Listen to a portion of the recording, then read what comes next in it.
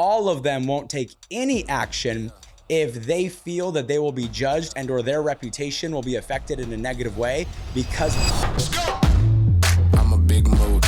Hey, how's it going, everyone? Welcome back to the Leaders Only podcast, where we talk about business, leadership, mindset, and just pretty much anything revolved around building an incredible life. And today we're going to be talking about leadership and the ability to inspire action. You know, as a leader, one of the most important things that you can do is get people to go do what they should be doing. But it's how do we get them to go do it? And how do we make sure that they want to go do it? And how do we make sure that they're confident as they go do it? And so a lot of times when people are trying to, inspire action, it's almost as if they're pulling teeth. And it's because they don't understand human nature and they don't understand the person that they are leading. And so today, my goal is to make sure that you realize that not everyone you can lead the same. Not everyone gets inspired to take action the exact same way. Not everyone operates the way that you do. And so if you are trying to push your beliefs and if you're trying to push your way of doing things onto someone, but that's not the way the mind works, or that's not the way their mind works, then what's going to happen is they're not going to take action, and or you're going to rub them the wrong way to the point that they don't want to be in business with you at all. And the way that this conversation was sparked, or the subject was sparked, is I was in a conversation with somebody actually on New Year's Eve, and we're sitting there and he was talking about that there's just certain people that he has such a hard time with. And I told him, I said, the reason you have a hard time with them is because their belief system is different than your belief system. He's like, well, what do you mean? I said, well, you're trying to push your way of doing things on him when that's not the way his mind works. This is a very technical person. This is a very detail-oriented person. And you're the type of person that just says, go do it, take action. But that's not the way his mind works. So even though your mind works that way, that doesn't mean his mind works that way. And then you wonder why there's always friction between you and them when it comes to trying to get them to go execute, and or you being frustrated by them not executing at all. And so what I broke down with him was the concept that I'm going to go over with you today, which is what I call STAR leadership. S stands for structure, T stands for technical, A stands for action, R stands for relationship. And when you are leading people, you have to understand the type of person that you are dealing with.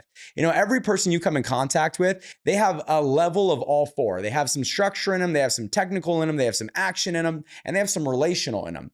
But every single person has a primary, and then they have a secondary. They have a primary of technical, and then maybe a secondary of relationship, or they have a primary of structured, and then a secondary of action, or maybe they have a primary of action and then a secondary of relationship. Every person has a primary and a secondary when it comes to the STAR: structured, technical, action, and relationship. So it's your ability to identify what their STAR is and then making sure you lead them in that manner that's going to increase your effectiveness as a leader. For instance, if you are dealing with somebody who is structured, well, a structured person will not take action unless they have the step-by-step path in front of them on what they need to do and how to do it. They need structure to their action, or else they will not take action at all. This is why systems are important, processes are important, checklists are important, right? SOPs are important, because any structured person wants to know the step-by-step process before they take action. So if you're meeting with a structured person and you're like, well, go do this, they're not going to go do it if there's not a clear path.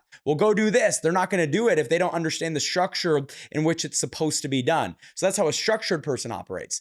A technical person wants to know all the details. So most action-oriented people and or relational people get annoyed by technical people because they want to know all the details. And an action-oriented person's like, well, just go take action. Or a relational person's like, why do you care about all these things? Don't you just go help the person? But that's not how their mind works. A technical person wants to know all the details. They want to know how it works, why it works that way. They want to know the algorithm behind it. And there's nothing wrong with it. That's just the way that their mind works. So when you are leading a technical person, it's very important that you break down not just what to do, not just why it's important, but you break down the details that happen behind the scene. You break down the details of the entire situation. If they understand the details and they are okay with the details and logistically everything makes sense, well, then guess what? A technical person will take action.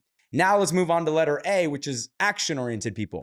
When you're dealing with an action-oriented person, action-oriented people will take action blindly with no step-by-step process. And the problem with this is they can break things, right? Action-oriented people tend to break things, and they break things often because they're not executing with strategy. They're not executing with structure. They're executing with zero organization, which can create a lot of problems and or actually break things and mess things up. The good news is they take initiative. The bad news is they take initiative in the wrong direction. The good news is they take action. The bad news is they could work really, really, really hard, but they could be working hard at something that is actually not producing a return. So they're working hard, but they're not working smart. So whenever you're dealing with an action-oriented person, to get them fired up to take action is pretty simple. Your job as a leader is to make sure that where they're taking action and the direction they're taking action in is actually moving the needle and getting them closer to the result. So you want to add structure to their action. You want to add technicalities to their action. So that way, when they are taking action, it's with precision, right? And that leads me to R, the fourth letter in STAR, which is relationship and or they are relational.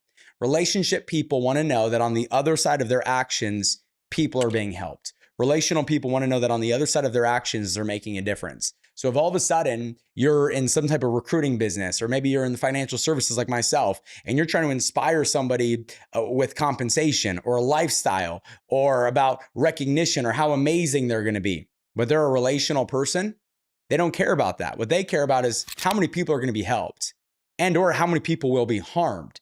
They're caring about the outcome of what happens in someone else's life because they're a relational person. And that's incredible, by the way. That's not a bad thing in any way. When you are dealing with a relational person, you got to understand that they could care less about the recognition. They can care less about all the money stuff and or the significant. They can care less about those things. What they want to know is, are people's lives being affected in a positive way and or negative way by the actions that I'm about to take? And if the actions that I'm about to take are going to help them become better and or help other people and really make a difference, then a relational person will take massive action, but they will not unless they know other people's lives will be better because of it. And then last thing that I would tell you is that every single time you come in contact with any of these people, structured, technical, action, or relational, all of them have a kryptonite. And what that kryptonite is that they are afraid of what other people will think about them.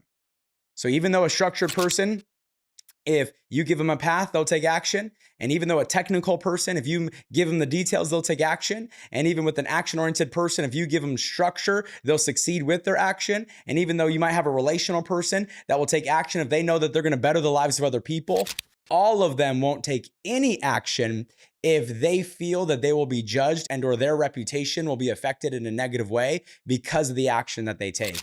Because everyone's number one addiction is the addiction to what other people think about them. Everyone's biggest fear is the fear of what other people think about them. This is why people are scared to public speak. This is why people do not like being up in front of people. It's because they are afraid of what other people will think about them. And so as a leader, you got to understand that regardless of preparing clear paths based off their star, so if you don't overcome that objection, which is the objection that people will look at you in a positive way by you taking this action, none of them will take action. And so hopefully this helps. Hopefully this makes a difference. And if it did, if you could do me a favor, like, share, subscribe, tell somebody about it. You know, obviously we put out all this content for free. All we ask is that if you ever learn something, you share it with a friend. Thank you guys so much. And we'll see you guys next week on the Leaders Only podcast. Let's get it. Let's get it. Let's get it. Let's get it.